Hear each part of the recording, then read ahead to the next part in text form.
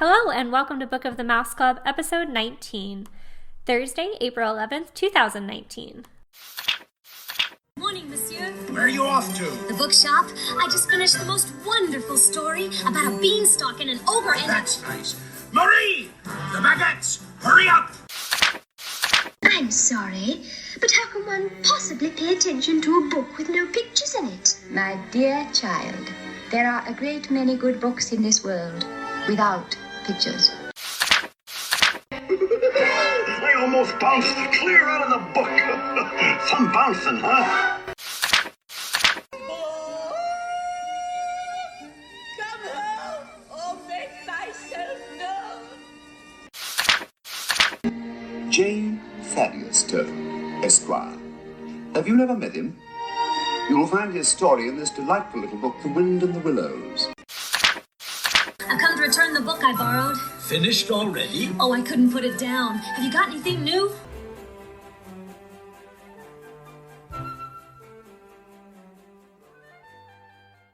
Welcome back. I'm your host, Courtney, and I am joined once again by my lovely co-host, Emily.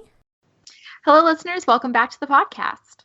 Today, we're also joined by a special guest. Aaron H. Goldberg is the author of multiple Disney books, including The Disney Story, The Wonders of Walt Disney World, and his newest book, Meet the Disney Brothers, which we're mainly focusing on today. This book is aimed at young readers and chronicles both Walt and Roy's life and accomplishments that shaped the Walt Disney Company, from its early beginnings through the creation of Walt Disney World and the impacts felt beyond both of their legacies. Welcome, Aaron. Hey, Emily. Hey, Courtney. Thanks for having me on. You're welcome. We're happy to have you. Thank you. Thank you. Yeah, it was really fun to hear about your book and then get to know you over the last couple of days as we've been, chatting back and forth on Twitter preparing for the episode. Yes, and we discovered that we're both from beautiful South Jersey. Yeah, that was really funny. Such a small world moment where. So listeners, we were coordinating back and forth. Aaron was sending us his book, and as we were exchanging addresses, he's like, "Oh, I live close to there," and turns out we live 2 towns over. Such a small world, after all. Small world, after all. It's gonna be stuck in my head now all night. Sorry, guys. That's awesome. So before we get into the book, Aaron, we want to know a little bit more about you. So can you tell us about yourself, your relationship with Disney? You've written other books before Meet the Disney Brothers. So how did you get on this track? Yeah, I sort of always been a Disney fan, like so many other folks who have a big part of Disney in their life. My background is I went to the University of Pennsylvania. I have a bachelor's and a master's in anthropology. I sort of love everything, history, culture, things like that. I've always sort of been fascinated with Walt. I feel like he's actually, I love the theme parks, I love the movies, I love everything, but Walt is sort of, the thing that sort of brings me into Disney and into the subculture and the culture and everything else. I just, he was just a brilliant man. And that's sort of how I got into, I guess, researching things. And, obviously I went to the parks and still go to the parks and still watch the movies. But I would just, at some point, I don't even remember when, I just started reading anything and everything I could about Walt, about Roy, and about Disney in general. And so here I am. Well, you're in good company. We are big fans as well. So I know you've tackled Walt and all before, but what inspired you to write Meet the Disney Brothers in particular? It's interesting. I would get emails and letters from kids in school, like grade school kids, middle school kids, and they were sending me, basically asking me questions about Walt, or saying they bought my book, The Disney Story, and they would ask me questions, where could they get more research? So it sort of triggered something in my head, and I'm thinking, there really isn't a great book, maybe for like the middle grade readers, a chapter book about Walt in a biography. They're reading The Disney Story, which, it chronicles the company, but it starts when Mickey Mouse is already a star. And it's probably not really a great book for that, that level, that reading level. So I sort of was inspired to do my version of a biography about Walt Disney. I love Roy. I've always loved Roy. I think he's pretty underappreciated in the history of the company. So I sort of wanted to put together something with the two of them to show kids, there's a lot of lessons here. There's a lot of life lessons that the brothers went through. They worked really hard. They had a bunch of failures, but they still persevered. And at the end of the day, it was about family. The family business became, conquered the world. Very cool. And I agree. Like, a lot of the biographies that I see out there are a lot for older adults. Like looking through your, your bibliography in the back of this book, you have the Bob Thomas biography and some other books that I've seen before, and those are big. So yeah, having a kid tackle that, someone who's in elementary school, to learn more about Walt, like that's a little daunting and above them. So it's cool to have here is a Walt Disney biography catered towards that age group. I wish this had been around when I was a kid. When I was in 6th grade, I did, it was called iSearch, and basically it was to teach kids research skills. So they said, research what you're most passionate about. And of course I picked Walt Disney. And I remember my mom taking me to the library, and we've talked on previous episodes. I sat there and was going through the Disney A to Z encyclopedia at 11 years old, which I learned a lot from, but to have something approachable like this, I think would have been really great for me. Thank you. Yeah. And I think it's also, kids are biographies in general, I feel like get not a great, they don't get a lot of credit. And I feel like trying to get a kid to hey, read a biography, it already has kind of biography. It's not fiction. It's not fun, but this is fun and it's Walt Disney. So I think it's also great to be introducing kids to liking the genre of biography, that they can be informative and fun and important to read. I think what stuck out to me when we reached out to you about wanting to talk to you about this book, I saw your tweet, and you essentially said some kids don't even realize that Disney, quote, was a real person. They see the name Disney or Disney Channel, but don't really realize the man behind the name. You said you found that a lot? Yeah, actually Disney's own research showed that, as well as Diane Disney, Walt's daughter. I think that was one of the things that sort of bothered her as time went on, that, he was, in the vein of Ronald McDonald or Aunt Jemima, things like that, like a made-up character. He was actually a real person. And some of the quotes in doing research, and the story came up, it was in the Wall Street Journal when I did the tweet, and it was from maybe 2001, so it was around the time of Walt's 100th birthday. But I've seen it numerous times over the years, that some of the kids, if they were asked, who was Walt Disney, one of the kids remarked, he invented Florida. Oh gosh. Another one said he's friends with Mickey Mouse, and they live in Disney World in one of the hotels. Yeah, so it's it's cute, but at the same time, I guess as Diane Disney, that's her dad. She's going to take a little offense to that and kind of want to let the legacy live on. I guess it's kind of one of the trade-offs of the Disney company fame and success is eventually we've come to associate Disney with the company name and with the stuff that they create, and not so much with it's actually a family name. Yeah, it's like the brand. I mean, and the brand was a family business, and that's just it's crazy to think that what it evolved into and kind of exploded into. But yeah, it was two brothers. It was a small family business, and they were just trying to make it, make their way in the world. So before we get even further into the content of the book, we want to know about you as a writer and an author. So tell us about your writing process. I wish I really had good information here. I to be honest, I never ever thought I would really write a book. And it's one of those things that just sort of happened. I could tell you that I try and just stay organized in the sense of, and maybe this is why I wrote the two books, the Disney Story and the Wonders, and then and Meet the Disney Brothers. They're both linear, they both hit milestones in the lives of Walt and Roy in the one, and basically the Disney Story does the same. So it was kind of easy to write the book in the sense that it was linear and it was kind of organic, and I went decade by decade and I just chronicled their life all the way through. And that's how I would sort of group my research and group my writing. I would I kind of just went by decades.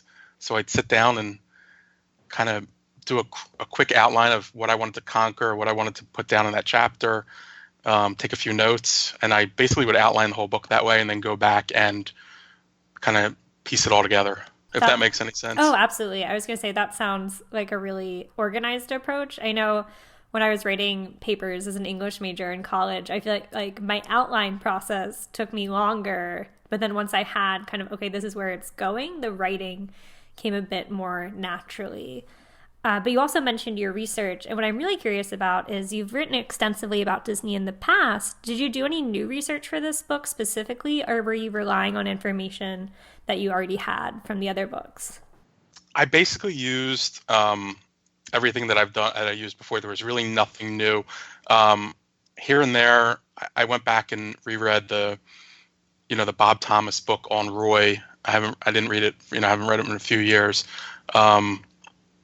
It was basically, I sort of pulled a lot from the Disney story. A lot of that research was unique. When I would research in general, there's a handful of books that are really good about Walt and Roy, or really good about Walt or the company in general. They're like the Neil Gablers, the Bob Thomas, those books. But there's usually not anything too original in there. So I like to do a lot of my research from like the online archives. So like I would do like newspaper archives, the LA Times. There's a paper called, it's not even around anymore. It was called the Brooklyn Daily Eagle. It was a daily paper in Brooklyn, New York. It went out of business, I think, in 1956. And there was like a ton of stories about Disney from the 30s up through, basically the beginning of Disneyland. So I tried to pull, I really wanted original, unique things. But unfortunately, the story for Walt here and Roy is kind of, my spin on the story that everybody knows. Here and there, I threw it, there's a story in the very beginning about, Walt used to wet the bed. And I love that story. And Roy basically said, have you ever, I forget the exact quote. I sort of cleaned it up a little bit for the book. Because I think he almost flat out says, have you ever been peed on by a genius? Well, I have. It was my brother, Walt. He used to wet the bed. So I wanted to put that in because, it was cool for the kids. And, if a kid's, a little one's wetting the bed, and you know what? Walt Disney used to wet the bed, and, he turned out all right. So maybe this isn't terrible. Oh, that's awesome. Yeah. It's a long answer there to that. But, no problem. I feel like, that's one of the unique approaches we like to take here is not only going to the book itself, but I'm sure there's other people who want to write about Disney or are inspired. So it's helpful for them to hear from everyone. So please take as long as you need. Yeah, thank you. And nothing I literally write it in Word. There's a program called Scrivener. I tried to do that. It's just, Word is so much easier. And to be honest, I even outline usually on legal pads, and I write down what I want and do it that way. I'm more of I don't know, for some reason the computer doesn't always work for me in the sense of I need to see it in my hands and write it down on a legal pad and sort of jot everything down that way. And when I didn't reference the book a ton because it was for kids. So I usually try to cite what I'm doing, cite the resources. Like the Disney story, I have a whole website up that basically I listed all my resources there. And when I would write that way, I would actually, if they were newspaper articles, I'd print everything and I'd keep them all linear, and I would just work through them that way and sort of write from it that way and kept me on track. But speaking to, like I said, I didn't think I'd ever be a writer. I don't have an English background. I don't have a journalism background. I think I could tell a good story. I think I'm really good at researching. And I try to, have a pretty conversational style when I write. But that being said, I sort of rely heavily on an editor to clean up the grammar and clean up on my no-nos. Well, speaking of your editor, we do like to ask our authors about their publishing process because everyone's process is unique. Everyone goes through something different. I see in your book here that this is Quaker Scribe Publishing in our favorite city, Philadelphia. Yes. So tell us about working with them. Were they your publisher for all of your books so far? That actually is me. I'm actually the publisher as well. Oh, wow. Yes. The Quaker Scribe so cool. is my nerdy. So I went to the University of Pennsylvania. We were the Penn Quakers. I couldn't think of a name to call for a publishing imprint in the publishing company. So I I took Quaker Scribe. So yeah, that's me. So I'm the publisher as well. Did you publish your other books? I published them all, yes. Oh, wow. Amazing. So we've never had a self-publisher. Well, Defunctland kind of did its own, but I feel like through an online platform. But you were like truly the whole process of the publishing. Yes. Actually, the book, The Wonders of Walt Disney World, is actually, I mean, I self-publish all of them. But that book is one of the few small published books to actually get carried by Barnes & Noble across the country. So you could go into Barnes & Noble and buy that book basically anywhere. Oh my gosh, congrats. That's amazing. See, I'm glad we asked this question. It's always different. Yes. So what are some things you learned from going from your writer's hat to a publisher's hat? Oh, I don't know which was worse. They're both, I mean, they're both challenging in their own way. When I'm writing and I know I want to put something in the book, or I have a cool story, I have a cool quote, or I have something like that. I'm trying to like jam it in somewhere, and it doesn't always work. Like it can't always fit in, and that like annoys me. So whatever, I'll move on. But when it comes to publishing, like you can't force anything. They just have to be right, and everything has to be right, and everything has to be like perfect. And a lot of times I have to rely on the person who does the formatting, and the person who does the covers, and the process is just complex, and it can be kind of aggravating. Like I think I tried to get for whatever reason I couldn't get the cover straight on the previous book, on The Wonders of Walt Disney World. I was having problems with it. It wasn't the designer, it wasn't myself. It wouldn't look right, and it didn't print well, and but it is what it is. I mean, it was, at the end of the day, it's I guess there's problems in everything, and nothing comes easy. Now, you use the same designer for The Wonders of Walt Disney World and the cover of this book, and that's Rob Yeo. I feel like I've actually seen some of his designs pop up on Twitter. Could you talk a little more about your collaborative process with him? Sure. Rob's awesome. Rob is like, he's the best. He really is. He has such a great style. He's really talented. He loves Disney. He loves all things Disney. And to be honest, I wish I could say to you that I had a lot of influence on any of the design stuff, but I really didn't. I mean, I give Rob's like, it's carte blanche. He can do whatever he wants. Basically, I sort of tell him for the cover of Meet the Disney Brothers, I basically said to him, Rob, I want Walt in the front, Roy in the front, and I want a castle in the back, and I just want their success behind them. And then I want Walt like sort of gesturing back to like, look what we just did, look what we created. And that was it. And that's what he sent back. And then basically he sent that back to me with, and I'd said it like, I had said a few like corny things, and he's like, yeah, we're not doing that. Like I said, maybe like put Roy in mouse ears, like the mouse ears, and maybe have Walt hold like a Mickey Mouse shaped balloon. Cause I don't want to, we can't encroach on the intellectual property of Disney. So I don't want to get sued. So let's sort of hint to Mickey Mouse. And he's like, yeah, no balloon, no hat. I'll take care of it. So if you sort of look behind Walt and Roy on the ground there's a hidden Mickey. Yes, I see it. Yeah. So that was how we worked it in there. But Rob's amazing. How did you connect with him? Like, did you find him through Twitter or email him? I did. As a matter of fact, he makes like T-shirts, and he's a designer by trade. That's what he does for a living. And I saw a WED Designs T-shirt that he designed, and I ordered it off of his website or whatever website that does the T-shirts. And I got the shirt, and I was like, oh, this shirt's awesome. And I started following him on Twitter, and I just see the art that he does, the design work he does, and I'm just like, oh, this guy's awesome. I need to have him do my next cover. And actually, in the Wonders of Walt Disney World, he actually does maps, and he does everything. So he did all. So in the Meet the Disney Brothers, he did the cover. He did all the illustrations. And then I had 2 actual photos of Walt and Roy, and he sort of and I actually just tweeted them out. He put like a little frame around them, made it look a little bit nicer. Yeah, he's incredible. So it's really interesting that obviously, like you said, you had to be careful with the intellectual property of like Disney symbols, but I'm flipping back through the book now, every single, picture, I'm like, oh yeah, that is quintessentially Disney. So I feel like, yeah, he nailed it. He did, right? It feels very Disney. he took. I mean, I wrote the book. I wrote the manuscript. I had it edited, and I said, I spoke to him, a few weeks before. And I said, will you illustrate this for me? He goes, absolutely. So he says, what do you want me to do? And I said, well, I mean, I have a few ideas. I mean, I could, as I was writing the book, I sort of visually saw these pictures. I've looked at enough pictures of Walt and Roy over the years that I sort of saw things in my head.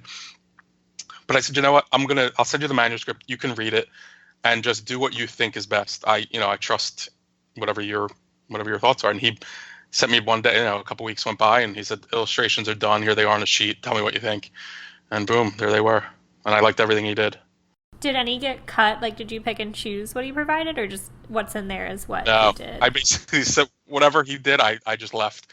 That's one of the things I like about Rob. It's like one less thing that I sort of have to think about or do.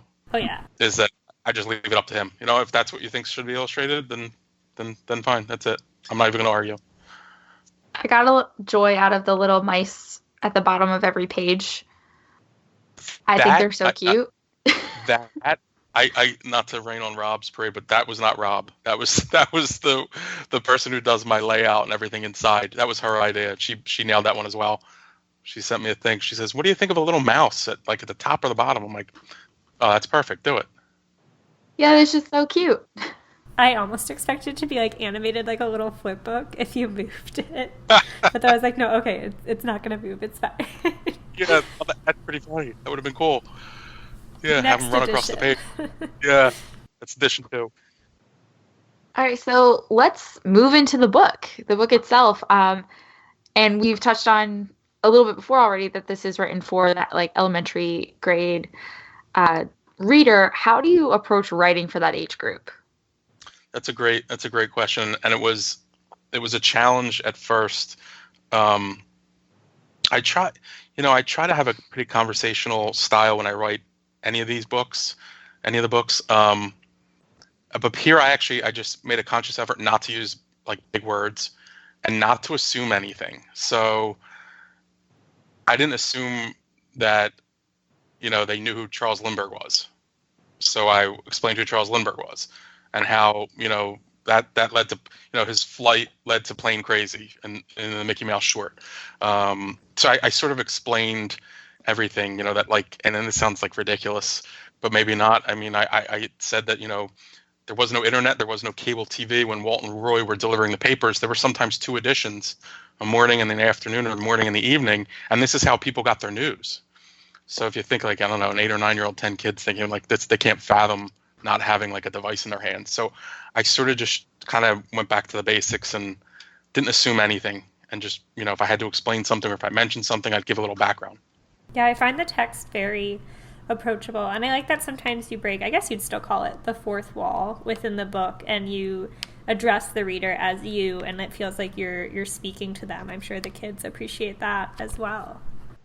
Yeah, I do that in all the books. I mean, I don't know why, cool. and I don't know if that's a good thing or a bad thing, but that's just sort of the way I don't know. I don't know. No, but I definitely do break that, and I went that way with the kids' book a little bit more so than I did with the Disney Story or the Wonders of Walt Disney World. That makes sense. What do you want your readers to take away from your book? I think maybe that Walt was a real person. Yeah, that's the heart of it. Yeah, that it sounds cheesy or corny to say, but these just 2 random guys from the Midwest worked really hard. They were both geniuses in their own right. Walt was a creative genius, and Roy was a financial genius. And really, without Roy making certain things happen financially, Walt's dreams would have never come true. So I think that the underlying theme of hard work, perseverance, teamwork, and siblings. I mean, it's a great story. These 2 powerful brothers really had a lot of differences at times, but put them aside for the greater good of the cause, and really worked hard, and in a lot of ways not only transformed American culture, but the culture of the world and our entertainment and the way we vacation, and the list could go on and on. Again, a rambling answer to your question of what to take home. I don't know. I just think it's appreciate, I guess, some of the history of Walt Disney. Well, as a school teacher over here, always looking for like what's like that main idea and that message. And I think that came through very, very clearly throughout your book. If you don't mind me reading a piece Yeah. here that kind of really stuck out to me, that like it was in chapter 9, Bombs, where it says, through thick and thin and differences of opinions, the brothers always found a way to work it out. Even if they couldn't openly communicate, they wanted what was best for each other and their company. Walt and Roy knew that to be successful, families should always stick together and support one another. And I thought that was just like a great sentiment that I could see a teacher in a classroom or, you know, a parent or a kid reading this thinking like, oh, okay, I fight with my brothers and sisters, but working together, we can overcome our differences, or, you know, that coming togetherness that like, you know, you have to work with other people and it's okay to accept help. I thought that was a really good summary of that piece. There was a really good summary of like your main idea that you just explained. Thank you. There was a quote that I'm definitely just going to make the Instagram caption tomorrow, because it's so simple but in its structure, but very powerful. And it's as you're closing the book. And it says, Walt was one of history's biggest dreamers, which probably makes Roy one of history's biggest dream makers. And I think that just sums up their relationship so perfectly. Courtney, I had that highlighted in my book. I took a picture of it like in the book as I was reading it on the bus. I'm not gonna lie, like I feel like this might sound a little ridiculous, but sometimes like I just get in the zone and I start writing and I don't even realize, and I go back and I read certain things. I was like, wow, like you just said that quote. I was like, wow, I said that. Like, that came from my head. Like, okay. I mean, I always think it's I could start a book. It's very easy for me to start writing a book. I mean, as you can see, I'm like long-winded. I don't stop talking. So to me, I could start a book and I could write really easily. It's very hard for me to wrap it up and close out a book. And I had a lot of trouble closing, you know, bringing this one to an end, even though, I mean, Walt died, Roy died. So it kind of should be, you know, it's an easy finale. I mean, we got to Walt Disney World, and a few months later, Roy passes away. Spoiler but alert. Like, I'm just kidding. Yeah, exactly. Spoiler alert, exactly. But how do you quantify these two men? Like, how do I put, and I just dug through enough and I found the quotes that they each said about each other, and I thought this was perfect. Like, I don't know, I mean, I don't have the book in front of me. I'm poorly prepared here, but you know, there was a thing about Walt talking about Roy, and then Roy talking about Walt, and that you could see that you could hear the love between the two brothers. And I figured, well, that's it. And then I came up with my little comment there that you just spoke about. Something I really enjoyed was how much time you gave to Roy. Because even in such great biographies, well, the Bob Thomas Walt Disney one was very focused on Walt Disney, and I had no idea he wrote one on Roy. So now I'm intrigued. But yeah, from all that I've read, and I know Courtney's read even more than me, I haven't seen Walt and Roy get like equal, I want to say screen time, but it's not a TV, but like they get equal playing here in your book. And I really, really liked on that same page with that quote that Courtney just read, that you had Walt talking about Roy. Yes. That quote, I had this brother 8.5 years older. I could go and go talk to him and tell him things I could never tell my dad. And I don't think I feel like everything I've read is always everyone interviewing other people asking about Walt, but it was so cool to me to see like, oh, someone asked Walt about Roy, and Roy got a piece in there as well. Yeah, totally. I mean, that was, yeah. I mean, I guess maybe it's like 70-30 or 80-20. I mean, obviously Roy, you know, was always in the spotlight, but if you really follow the details of the company, or even when they were kids, I mean, Roy was so influential. I mean, if Walt wanted money for anything, even when they were kids, Roy stepped up and gave it to him. Like, he would help him get pads of paper and pencils, or, you know, it's just, he was always there. So why shouldn't he be chronicled and given some respect along the way as well? And it also made for an interesting, you know, the interesting dialogue between the brothers and telling the story that, you know, they would battle. And Roy never wanted to give up the money. But invariably, his kid brother, you know, got his way and almost always successful. All right, so we want to talk to you about the different events of this book, because the brothers have such a long history. So how do you take, you know, 60 plus years of brotherhood and building this company and condense it down to under 90 pages? That was really hard. Um, and I sort of just like I went for like a milestone that was a catalyst to something else. So it's sort of like that led the way. I mean, obviously, you know, it was like early on, it's kind of easy before Walt gets to Hollywood. So and there was some like little artistic license by me when he was in Kansas City. I had to, I really had to cut out some of the details and streamline it. But once Mickey Mouse is a star, and then I just sort of went for milestones that like you could see back in the history. So Silly Symphonies, and then we went to color, and then the cartoons went to color, and then we went to color. Then led us to Snow White, and Snow White led us to being more profitable. So then we got we got another studio, and then we went to another studio, and we did some more films, and some of those films bombed. And then the war came. I mean, I just sort of like, I sort of just try to tie everything together. It makes it easier for me to write if there's a segue that I could use. I'm trying to think if there was something that I really wanted to put in there and that I didn't. I just sort of tried to hit the major milestones that were important, and that also helped me string the book along easier. I mean, that sounds like kind of like a cop-out, but if I'm writing, I try and just make it smooth. And I feel like you don't shy away from maybe some of the stuff that's glossed over in other material. We've talked about both in our Bob Thomas episode and even our last episode. We said this will not be the last time we talk about the strike, but in Ink and Paint, Mindy Johnson goes really in depth into the studio strike. So I was pleased to see that here, but you made it approachable for children. Yeah, I feel like you have to tell you have to tell. I mean, it's an important part of what went on, and it has to be told. It couldn't be glossed over, and it was, and to tie into the story, preceding it is a move to the new studio, so that worked there.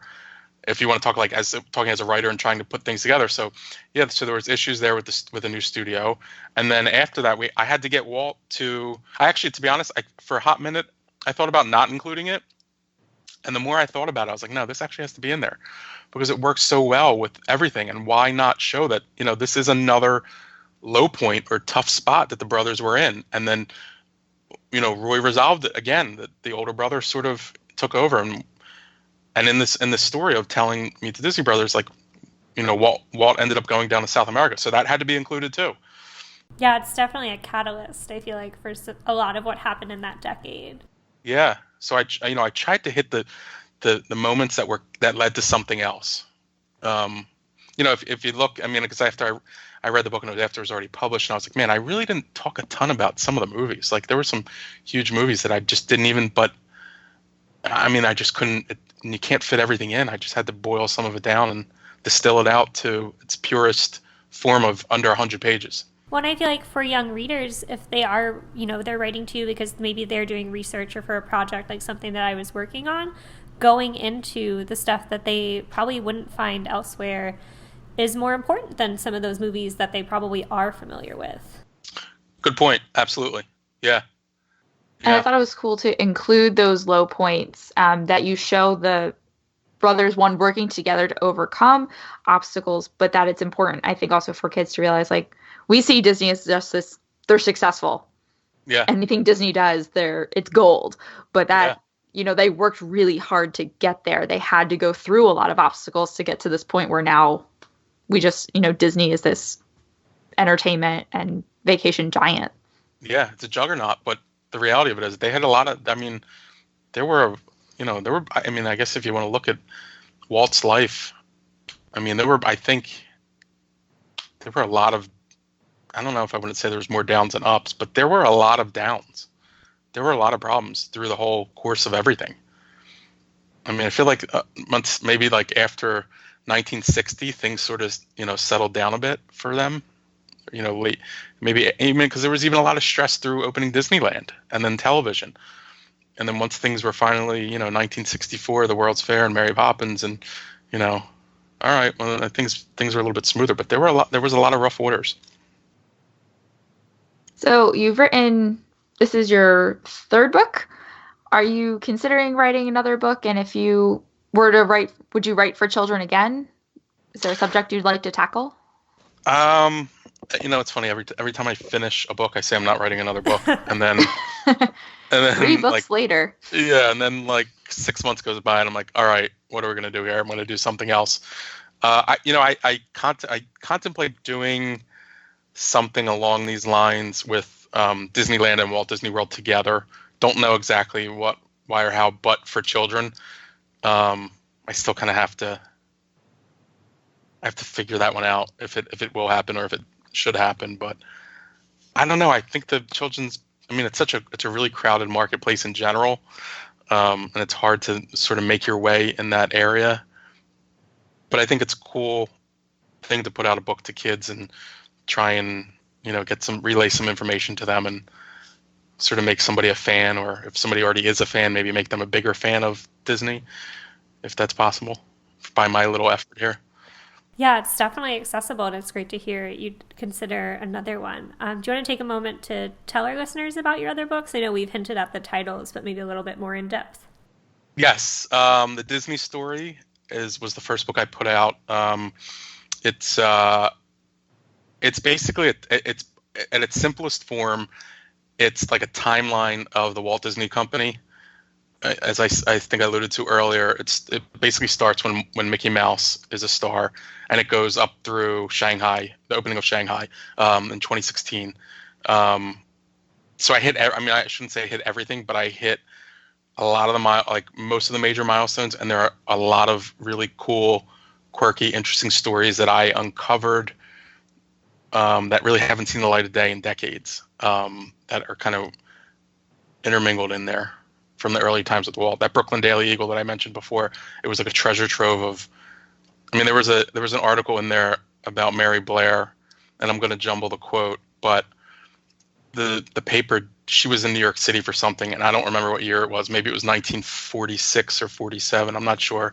She was in New York City for something, and they did a profile on her, and she said that the animators at the studio sometimes call her Marijuana Blair because her designs are so high and out of this world. That's amazing. So like this is like conservative 1940s, and this is what they're saying. And yeah, I mean, and it was a really cool article, and that's included in there. And basically the book sort of tells the Disney story through. I use a lot of resources, and I use a lot of newspapers and things like that, and I quote extensively, and sort of like it's like reading about Disney from yesterday through the headlines of yesterday. And the Wonders of Walt Disney World is sort of like it's like my take on a guidebook.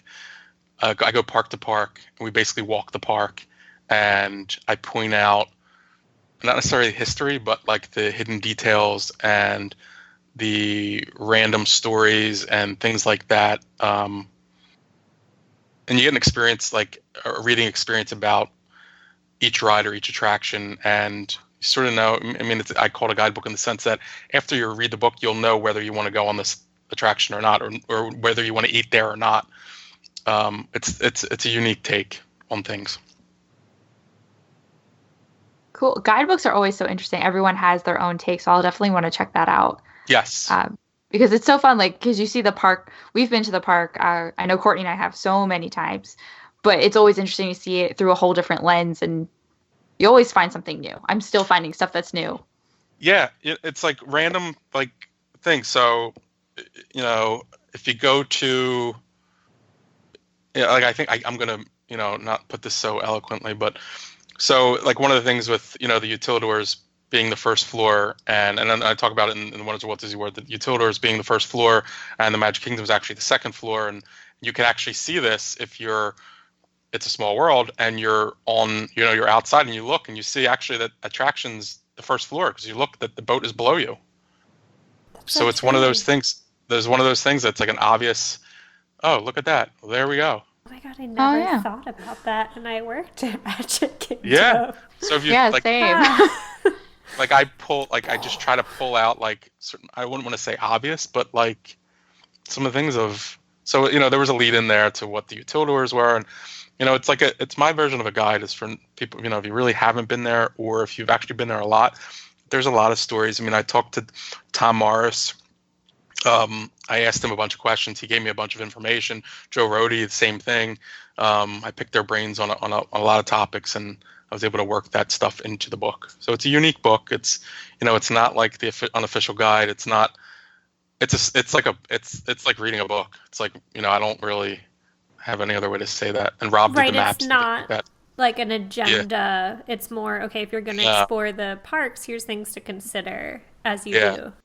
And we'll walk. And I would walk and explain what Tomorrowland, and I go into detail about like the Carousel Progress, and where that where that started and how that came to be, and then the same thing with Epcot. And then I uncovered some crazy stories about Epcot and things like it's just a different take. And at the end of each chapter is the TripAdvisor ratings for each attraction and each restaurant.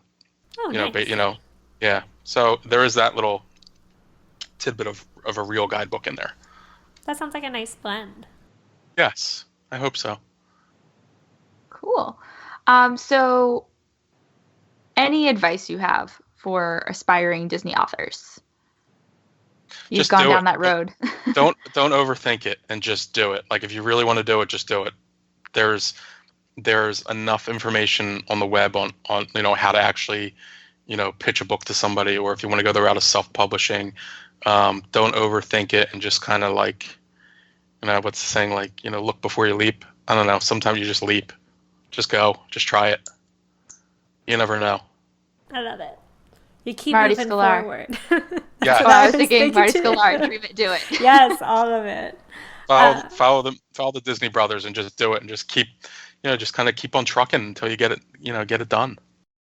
Excellent advice. So when we close out our episodes, we always like to leave our readers or our listeners with different resources. But of course, when we have a guest, they get to decide. So what's maybe your favorite Disney book or a Disney resource that you'd like to recommend? I love the book by Raleigh Crump and Jeff Heimbuch. Is that it's kind of a cute story? It's kind of a cute story, yeah. I have it on my shelf. I haven't read it. Read it. It's so awesome. It's a great book. What did you like about it? I've always been fascinated by Raleigh Crump. I just think he's brilliant. And the way he tells the story and the way he presents things is just really unique, and you just sort of get like a sliver into his mind there, and it's just so cool. We'll definitely have to put it on our to be read list. I highly recommend. I'm a little guilty. I've never heard of this one.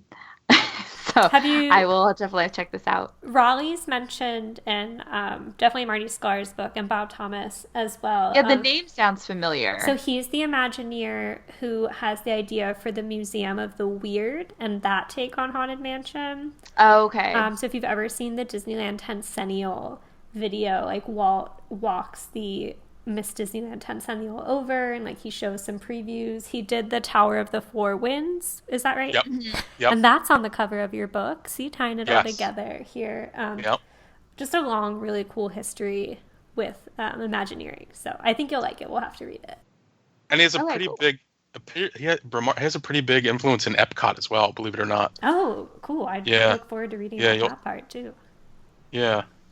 Good to know. Well, if you don't mind, we're going to take a little moment to preview what we have upcoming, and then we'll go into how our listeners can stay connected with you. In 2 weeks, you will have 2 opportunities to hear from us. We will be on the other side of the interview, guest starring on a new podcast called Notably Disney, which goes into not only Disney books, but Disney music, kind of the realm of the arts. We will be joining the host reading Yesterday is Tomorrow by Don Hahn. So we're really looking forward to that. And on our end, there may be a new Marvel film coming out at the end of the month, but we plan to tackle a different side of Marvel Comics, and that's their Disney Kingdom series. So we will be tackling one of my favorite Disney characters, Figment, who is of course accompanied by the Dreamfinder. Emily, do you want to go ahead and read the description of the Figment comics for us? Sure. So we have the next great Disney adventure is here, starring one of Disney's most popular characters. Dive into a steampunk fantasy story revealing the origin of the inventor known as Dreamfinder, and learn how one little spark of inspiration created a purple dragon called Figment. Our daring duo explore the realms of imagination, finding friends and foes alike. While back on Earth, a clockwork army assembles under the command of the frightening force only known as the Singular. And when the clockwork control invades London, while the intrepid explorers are trapped within the Nightmare Nation, the only obstacles standing between the Singular and total domination are Dreamfinder, Figment, and their newfound friends. Awesome. I'm looking forward to tackling a different medium with a graphic novel. I think that'll be fun for us and kind of see how they take a part character and bring it into its own completely different origin story. Yeah, it's kind of working backwards a bit. Yeah. Kind of like how we used to get like those original movies based off of the rides, but we're getting an original comic, which is going to be cool. And that's a new genre for us. We haven't read a comic yet. Absolutely. So if you want to follow us in the meantime, and we'll be sure to post links to Notably Disney when we appear there later this month, you can find us at Book of the Mouse on Twitter and Instagram, or we always welcome your comments or ideas to our email, which is bookofthemouseclub@gmail.com. Please feel free to leave us a review on iTunes so others can find the podcast and read and listen along with us. If you want to follow me, Courtney, I'm on Instagram at Great Guthsby and on Twitter at Courtney Guth. Emily, where can people follow you? You can find me both on Twitter and Instagram at the same handle at Emily_McD. And Aaron, where's the best way for our listeners to keep in touch with you? Twitter at Aaron H. Goldberg is or AaronHGoldberg.com. But yeah, I'm pretty active on Twitter. Awesome. No Instagram here yet. I have enough trouble trying to deal with Twitter. I'm sure. I know how that goes. Where can they find your books? Or do you have a website, or is Amazon best? Amazon, Barnes & Noble, iTunes, literally any, even Audible. Meet the Disney Brothers is even on, every book's on Audible, every book is an ebook. There's even hardcover for Meet the Disney Brothers. Wherever you can buy a book, you could buy my book. That's great. Books, yes. Would you like to take us out as our guest with a quote? I would love to. It's a Walt quote, and it's kind of an interesting quote. Never get bored or cynical. Yesterday is a thing of the past. Ooh, I like that. Very profound. Well, Thank you so much. We've appreciated you on the show and had a pleasure chatting with you. Thank you. My pleasure for coming on. Thank you for asking me. Yep, Aaron, it's been great. And hey, maybe I'll run into you in our hometown. Absolutely. Looking forward to it. And you both know where to find me, pretty close to Walt Disney World. We wish we were closer to Walt Disney World. Anytime you visit, let me know. Bye, everyone. Bye, listeners.